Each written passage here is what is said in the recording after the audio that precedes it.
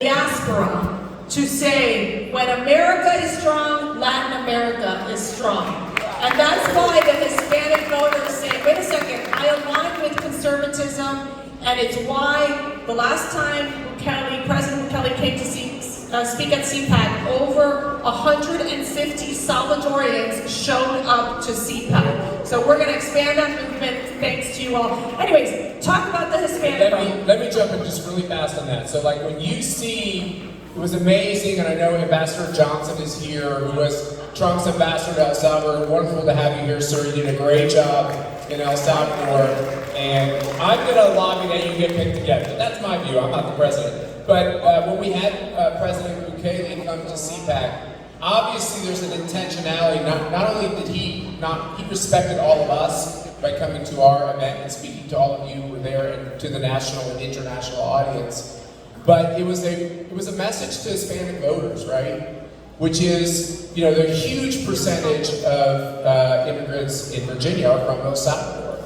And the message was, conservatives, you've been told that we're all racist. You've been told that Republicans are racist, but we're the ones who are having Javier Milei and President Bukele and these other people. We're the ones who are coordinating with them overseas. And when President Bukele left the stage and went backstage, here was the most beautiful part. We didn't capture it because some of these things just happen. Almost every employee in that hotel with their name tags, think about the numbers of El Salvadorans there, had rushed into the hallway. And they just, and we were talking to them, Mercy, some of them spoke much better Spanish than English.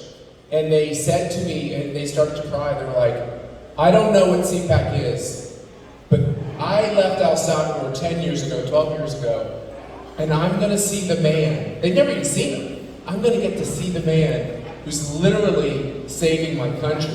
A lot of weeping, emotional moments, handmade signs. Thank you, Mr. President, for being here. This is what's happening in this country. So take it away. Look, to Chairman Whatley's credit and to President Trump's credit, we told them early on one of the most important swing groups, and it wound up, in my view, being the most important, was swing voters. Let me give you some real numbers, forget the polls. We lost in Miami-Dade County back in 2016 to Hillary Clinton, 64% to 34%. We lost by 30 points, okay? I think the only people that voted for us were Mercedes family.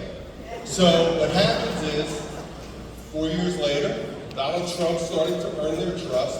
We lost Miami-Dade County, and by the way, it's about 70% Hispanic. You know, everybody says, oh, it's all Cubans. It's only about 20% Cuban now. It's mostly non-Hispanic Cubans now that live in Miami-Dade. And what happened was we only lost to Joe Biden by about 7.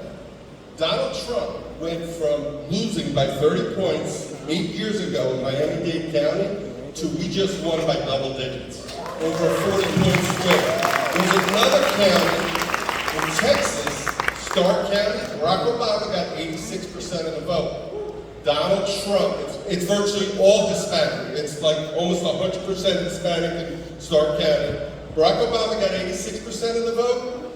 Donald Trump just won the county. He got about 58% of the vote in a place majority Hispanic.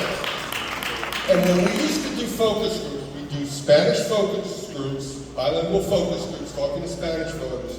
They would sit there and tell us that Nancy Pelosi, Joe Biden, Kamala Harris, they sound like the authoritarian dictatorships, the Marxist dictatorships they left. They were literally comparing the Democrats to the Castro brothers, to Chavez, to Maduro, to Ortega. That's how far they got. And I'm telling you right now, I'm not going to be happy in the next election if we don't get a majority of the Hispanic vote. We've got to keep fighting for it. And I'll just add on to that, the most amazing thing that we saw in our messaging, and I know everybody here can go back and track it, was the difference in our messaging from every other community to the Hispanic community.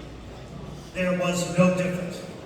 We did not set up a pander campaign to go at black voters, Asian American voters, or Hispanic voters. What we did was we went to those communities and we made a change how we approach them in terms of having, different language and going on different radio stations, things like that. But our message was absolutely core.